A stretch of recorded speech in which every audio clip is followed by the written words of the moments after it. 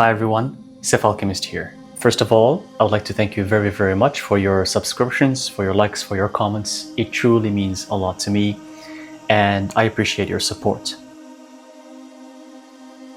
First of all, I would like to mention that I'm really happy that the information I have shared about the Flower of Life 6 or 7 years ago in the Sacred Geometry channel have become extremely popular, and many people have shared that information in their turn, and now it's a worldwide phenomenon and it's known all around the world. I went from being asked about the name of the shape to now people just knowing what the shape is and recognizing it very easily. That was my wish, and my dream was that sacred geometry would become known around the world.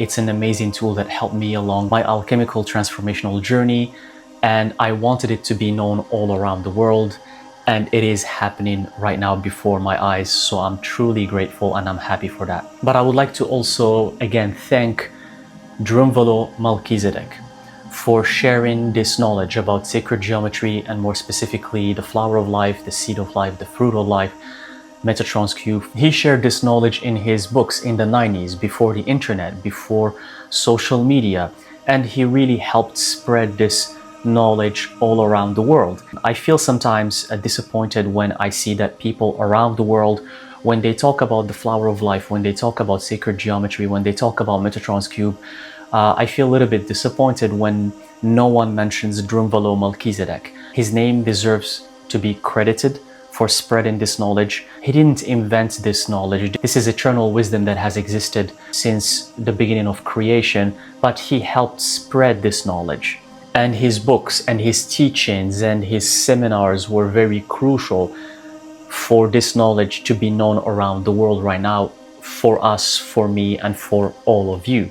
So again, thank you Drumvalo Melchizedek for everything you've done to share sacred geometry around the world. Today, I'm going to talk about the role of the flower of life and its meaning in spirituality. This is like a sequel to the video that I did 6 or 7 years ago on the Sacred Geometry channel.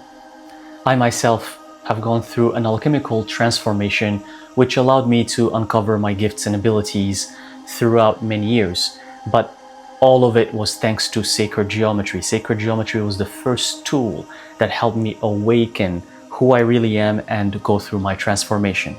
And I hope it will do the same for you. This shape is known as the flower of life. It can be used as a sigil for spiritual awakening and growth. How can you use this shape, and why is it so important? Let me share some new elements that I have discovered about the flower of life. If you want to know what it really means, you can go and watch my video about the flower of life from 6 or 7 years ago in the Sacred Geometry channel. You can find the information about what's the meaning of the flower of life.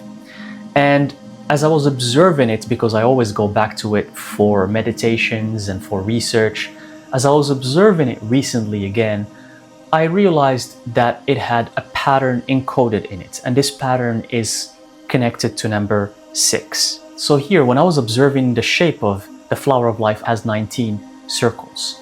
19 circles, which is basically 18 circles surrounding one circle in the middle. That circle in the middle represents creation, God, source, oneness, the universe, whatever you want to call it. So it's one circle in the middle that started everything. But as I have explained in my Flower of Life video, at first, source decides to replicate itself 6 times. So it creates 6 circles around it. That gives you the seed of life. The seed of life have 7 circles. So 6 plus 1, it's 7. It's the seed of life. That's another sacred geometry shape that is prominent, and you can find it all around the world in different temples. And I myself encountered it during my travels.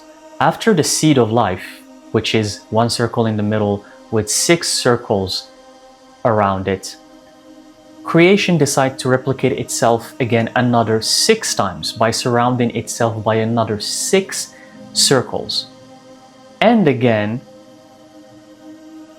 it copied itself by adding another 6 circles. So we have the first 6 circles, followed by another 6 circles, followed by another 6 circles. So 1 circle in the middle, plus 6, plus 6, plus 6. 6, 6, 6. Now, this is very, very intriguing. When I realized this observation, I was quite surprised. But then I realized, why haven't I thought about this before? And I have not read this anywhere in any book. Please, if you're going to spread this information, make sure to credit me. So let's dig deeper and see what we can find about number 6. In numerology, number 6 represents love, balance, and harmony. In tarot, major arcana number 6 is the lover's card. So it is the number of love.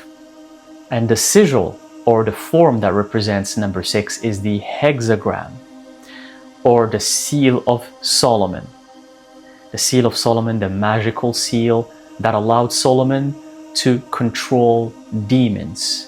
The hexagram is one of the most beautiful, perfected shapes in the universe, composed of 2 equilateral triangles, one pointing upwards, one pointing downwards. This is a representation of the divine masculine and the divine feminine, with the triangle pointing downwards. It is also the representation of the phrase "as above, so below" from the Emerald Tablet of Hermes Trismegistus, and the sigils that represent the elements in alchemy: water, fire, earth, and air. When you superimpose them on each other, they give you this shape, which is the representation of the Philosopher's Stone. So the hexagram is a fascinating shape, and it does represent number 6. So you see how number 6 is very powerful, but it's also very sacred.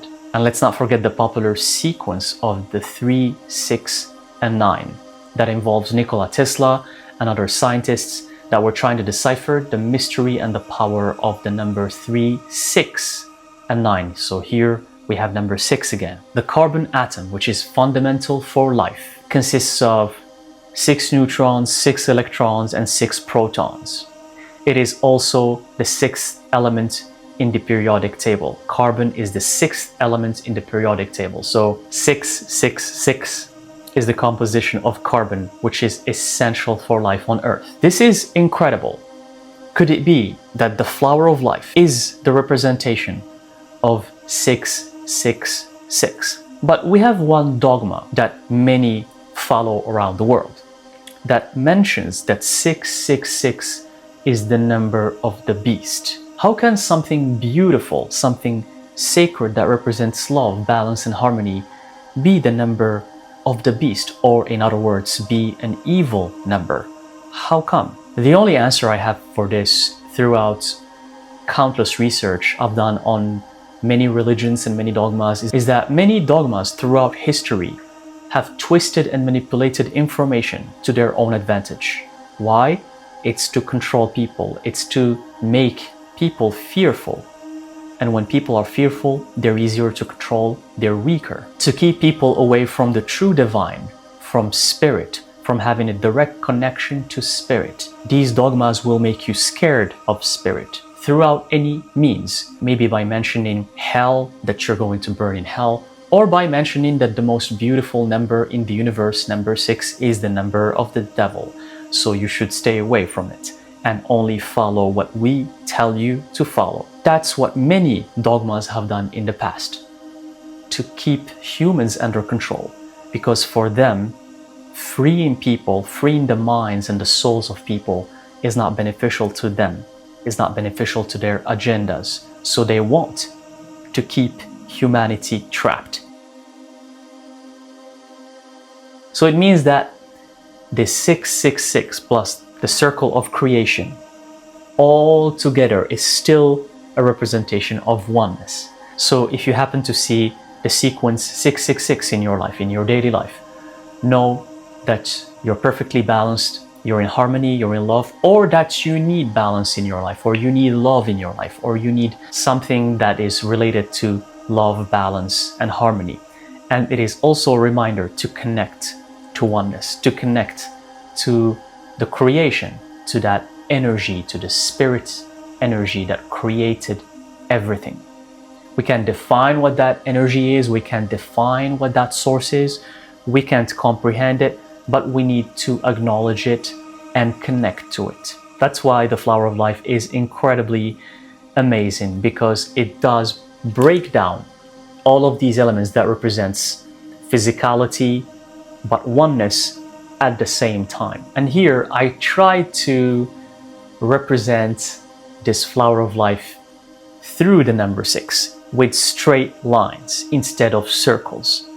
And after doing a lot of variation that I have come up with personally, these are my shapes, they're my creations, I have come up with this shape. As you can see, I connected straight lines following the shape of the hexagram, which is a representation of number 6. I tried to connect the circles of the flower of life with hexagrams. So it's 3 hexagrams, the first one, and then the second one, and then the third one, but they're all connecting to the circles of the flower of life. And if we remove the circles, we have this beautiful shape that is composed of 3 hexagrams, which is, in other words, a representation of the flower of life through straight lines or through the hexagram. Now, Metatron's cube has the hexagram embedded in it as well, and it's one of my favorite shapes. It's an incredible shape. It's probably one of the most powerful shapes in the universe. The flower of life is one of the most beautiful shapes in the universe. The hexagram is one of the most balanced and perfect shapes in the universe. And Metatron's cube is one of the most powerful shapes in the universe. That's how I see these 3 shapes. But this new sacred geometry form I came up with is simply the representation of the flower of life through the hexagram, through the number 666. And we can add the circle of creation or oneness in the middle to complete the flower of life. Because with the 3 hexagrams here, we still have 18 lines.